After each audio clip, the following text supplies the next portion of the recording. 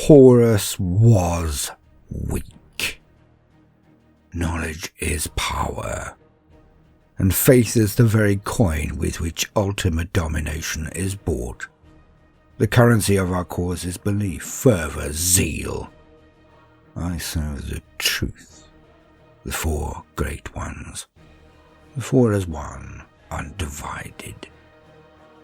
But I need to know where to apply it, and how much.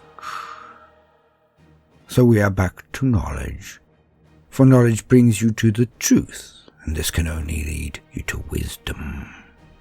I am on a short stop to witness that which I will face in abundance so soon, when the crusade is called, when my master finally arises in might. For the time draws near, but this errand cannot be forestalled. I must see. I must witness them in all of their fury, these Primaris, these new things. But for the spectacle of it, I have gained a ringside seat to witness a foe worthy of the stage, if all reports are correct. And here we are. The little petty warlord next to me, hidden in my shadow, in oh so many ways, so many levels. If I asked him to jump off, he would say when. He has been one of mine for some time. A convert through the ministrations of the Cardinal, of course. But he was brought before me. Now he will willingly give up his world, his civilization that has stood since the dawn of the Imperium, his family, his very life. Not that he knows it, of course. Not yet. An insurrection on an aquatic world in this region of space gains the response I anticipated. My hands behind my back, I stand at the highest point, on the balcony of the tallest tower, one might say. My divinely augmented eyes see all. Added to these are my eyes amongst the nooks and crannies of the city, of course. The Lord of Change rejoices when we conceive to weave a tangled web. The petty mortal next to me is blissfully unaware. He has built hard points, bastilles, pits and traps, all of the toys, on the landward side of his city, thinking in the old ways. A backwater mistake I internally scoffed at while he toured me, even while it was continuing. Why spoil the surprise for them? They are doomed either way. And so it was that the bells were rung late, as they did not see what I saw a good quarter of an hour before they. A dark line of grey on the water. Behind the lines of guns and shields and fortifications and pits and traps and toys. As over the seas they came, in a formation that was singularly their calling card, I felt. A fin dipping out of the water as it stalked up silently over the seas. They had chosen an overcast morning with the haze heavy in the air and banks of fog rolling out into the blue. But out they came. A line of 20 vehicles. So, they have rediscovered anti-gravity again. Bravo! It will make defeating them all the more hilarious, as they invest their time in new toys and formations, when they should be watching their hearths and their pulpits. Ah, the old way again, the old war again. I did miss the spectacle of the flying arms of our forces. It is almost nostalgic to see. But see it all I do. Coming out of the sea as they do, the fin then splits at the last few moments and multiple executioner tanks start to open up, carrying a path into the city through flattening the harbour. They are almost flawless. A few hesitations here and there, a bit too much aggression there, but doing well. It quickly gets to the part I wish to see. The forward thrust continues swiftly, and a score of repulsors just float over the sea, and then up into the city, crushing all before them.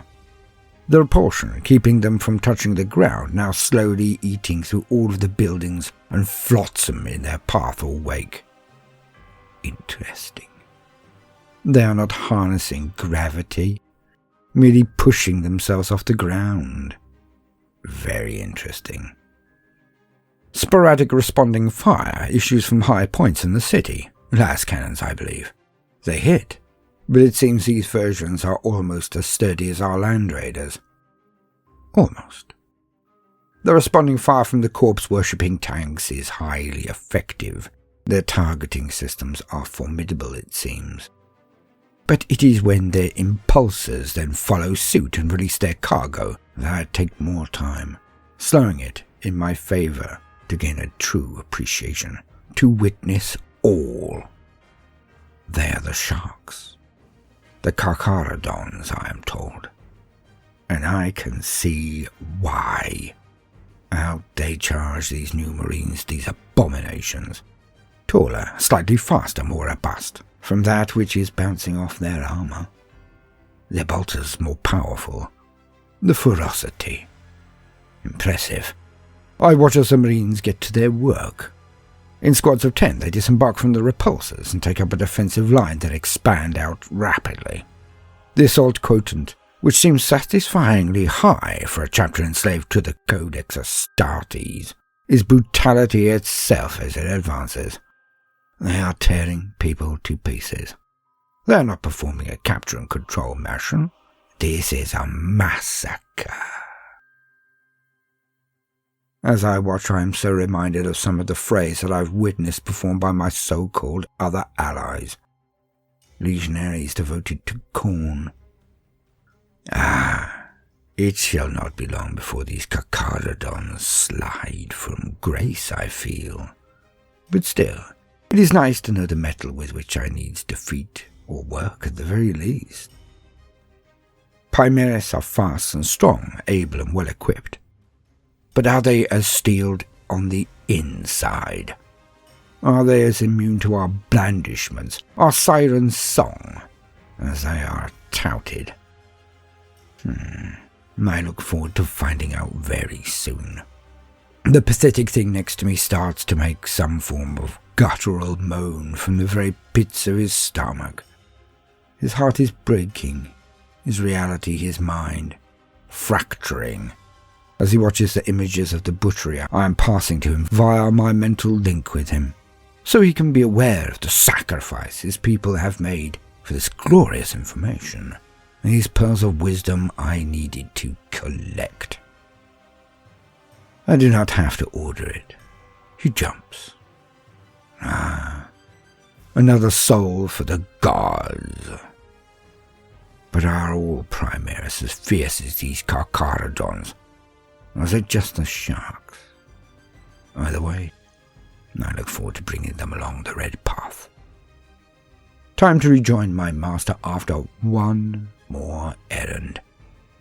Just one. A trifle, but a personal matter. A pet project that will have to hold for too long if I do not gain control before the crusade begins. I did enjoy seeing tanks float again, even if it was in that ugly way. But it was like the old days. Now, to introduce myself to Oculus, my new pet project.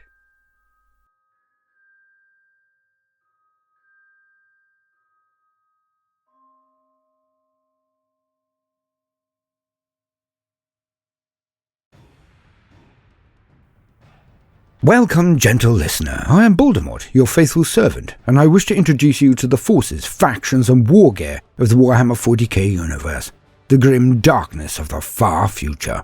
And today I have chosen a newer group of war gear, yes. We are going to discuss Gravitic battle tanks, the new battle tanks and transports of the Primaris Space Marines. Now do bear in mind, there is not a great deal of lore yet on this subject, as the new flying, well, sort of, tanks are mere babes in the eyes of the setting. They have now existed for over 100 years, from the dawn of the Indomitus Crusade. but this is literally the blink of an eye, and in the game itself they have only existed for 3 years now, a mere pup. But they are fun and interesting and beautiful new models. Now, for the very basics, let us lean on existing wisdom. Okay, bit nervous? To quote, Gravitic battle tanks. Utilizing anti-gravity generators and powerful turbine engines, some Space Marine battle tanks and transports hover above the ground as they advance. The ability to skim over enemy trench lines, barricades, minefields, and even bodies of open water lends these vehicles an unparalleled strategic versatility that the Adeptus Astartes exploit to its fullest. Repulsors. The Repulsor armoured transport is a deadly combination of manoeuvrability and raw brute force. Due to the turbine array at its rear, it has tremendous motive power that sees it sweep across the battlefield at a relentless pace.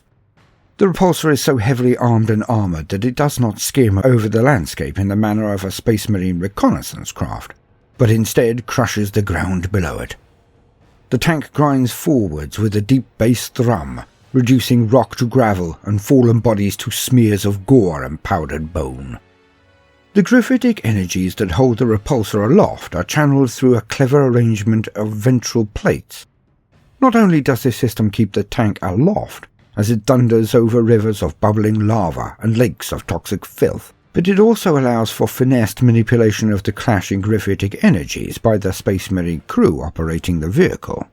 Foes attempting to close with the Repulsor find themselves leaning into a hammering downdraft of invisible force. Some are driven from their feet, pinned in place and unable to escape as the tank's pummeling bow wave of destruction draws ever closer. By comparison, those Space Marines embarking or disembarking from the Repulsor are unhindered by the tank's energies, which are directed away from them with deft tweaks of the crew controls. Repulsors are exceptionally tough. Boasting layered armour of ceramite and adamantine compounds, these vehicles shrug off their enemies' heaviest fire as they cut a relentless path into the middle of their battle lines. There their hatches cycle open, allowing their towering post-human passengers to storm out with guns blazing. Moreover, the Repulsor is far more than a simple transport. It mounts a staggering arsenal of guns. The vehicle's turret mount houses either a las Talon for picking off enemy armour, or else a heavy onslaught Gatling cannon, whose deluge of firepower makes short work of light vehicles and infantry alike. Meanwhile, the Repulsor's extensive suite of bolt weaponry, auto-launchers and grenade launchers lay down a storm of horde-killing firepower that leaves the foe reeling before the Space Marines even disembark to finish the task of their annihilation. Repulsor Executioners. The designs for the first Repulsor Executioners were heavily inspired by the versatility of the Razorback APC, that's Armoured Personnel Carrier. Like the Razorback, the Executioner sacrifices a portion of its troop transport capabilities so as to house additional capacitors, plasma cells, ballistic cogitators and other, more esoteric machineries. Though some chapters, such as the Iron Hands and the Aurora chapter, use Repulsor Executioners as armoured escorts for their dedicated troop-carrying tanks, many favour them as transport for Hellblasters and other specialist Primaris squads. In this capacity, the tanks thrum across the battlefield with guns blazing. Whether armed with macroplasma incinerators or heavy laser destroyers, the Executioners unleash fusillade after punishing fusillade, their primary armaments combining with a wealth of secondary weapons to blast the enemy into ruin. Like the Repulsor, Repulsor Executioners are able to discharge directed pulse of gravitic force through their ventral plates. These they loose off right before their passengers disembark, smashing any surviving foes flat and leaving them suppressed and helpless as the Primaris battle brothers leap from their transport's hatches to deliver their kill shots. Impulsors. The Impulsor is a lightly armoured and fast-moving assault transport favoured by the Vanguard Space Marine forces. Benefiting from the same advanced gravitic impulsion technology employed by the heavier Repulsor-class chassis, the Impulsor boasts vectored thrusters that give the tank a healthy dose of speed. Its open-pack design allows it to transport a squad of Space Marines swiftly into battle, entirely bypassing such obstacles as trench lines, river deltas, toxic industrial runoff, and the like. Typically, these vehicles are saved for the delivery of the killing blow by vanguard forces, or else employed in a similar capacity to Rhino APCs by Primaris Space Marine forces who wish to deploy massed armoured columns or perform rapid outflanking manoeuvres. As befits a vehicle that is often its squad's only support in hostile territory, the Impulsor can be rapidly refitted with a variety of weapons and defensive systems. For those troops expecting to face heavy incoming fire, the vehicle can mount an advanced shield dome atop its hull that sheathes it in a shimmering refractor field. Forward reconnaissance missions are facilitated by the deployment of Envoy-class Vox and Auspex arrays, while those squads requiring additional fire support can call upon either the Bellicatus missile array or a twinned battery of Icarus Iron Hail heavy stubbers, ideal for swatting enemy aircraft from the skies. Anti-grav technology. For millennia, mankind had lost the secrets to constructing anti-grav devices, with only a few relics from the dark age of technology remaining. It was the discovery of an ancient STC by the famed Arkan Land that led to a breakthrough in rediscovering and restoring this potent technology. The Adeptus Mechanicus was able to once more produce anti-gravity generators and impeller units that, while nowhere near as elegant or as refined as those heretical technologies used by certain Xenos species, were robust, reliable, and could be adapted for use on a variety of hulls, from light reconnaissance craft like the Landspeeder, right up to the Astrea super heavy tank. With the direct sanction of both Reboot Gilliman and the Fabricator General of Mars, a select handful of chosen tech priests continued research and development into new gravitic battle tanks with which to bolster the battle lines of the Adeptus Astartes. End quote. The new Primaris Marines are not just Astartes Plus. With these new vehicles, they can go where their brothers in Land Raiders or Rhinos could not. They can now bring an overwhelming array of weaponry to bear anywhere on a battlefield, and can redeploy and avoid being contained or trapped with comparative ease. Their reach is now further and even faster. From a lore perspective, they are also something rather interesting again. They are new, yet contain the same machine spirit as a Land Raider. This is no mean feat of reverse engineering and incorporating of old into new, which was thought to be impossible before the return of Reboot Gilliman and his seeming stooge Belisarius Core, called the genius behind the new weapons and tanks as well as the Primaris Marines themselves. Their armaments and abilities clearly outshine those of the tried and tested materials of war as much as the Primaris outstrip the Astartes. And it is actually good that they do so, for the forces of evil are abroad in size, type and multitudes that have not been seen since the earliest days of the Great Crusade. Mankind now needs every last advantage in this terrifying new era that some, many, believe to be the end of all things. When the missing Primarchs will return and the heroes of the Eldar will array themselves, the legions return. The forces of evil align themselves for a final confrontation that may well leave the galaxy so denuded of strength that there will be nothing left to stop the onward gorging of the great Devourer. So, floating tanks, huh? They will need them. But we shall get into their importance and their effect on the setting in a larger piece about the Mechanicus in the future. I have been Baldermort, your faithful servant. And just to finish, as it's War Gear Wednesday, they are awesome fun. I do love them. Okay, I cannot put my Astartes in them, which is always silly, but they do rock. They are so much fun to play with or against. Okay, so, I'm done now. Now, no matter what you do today, do try to make some time for fun. Toodaloo.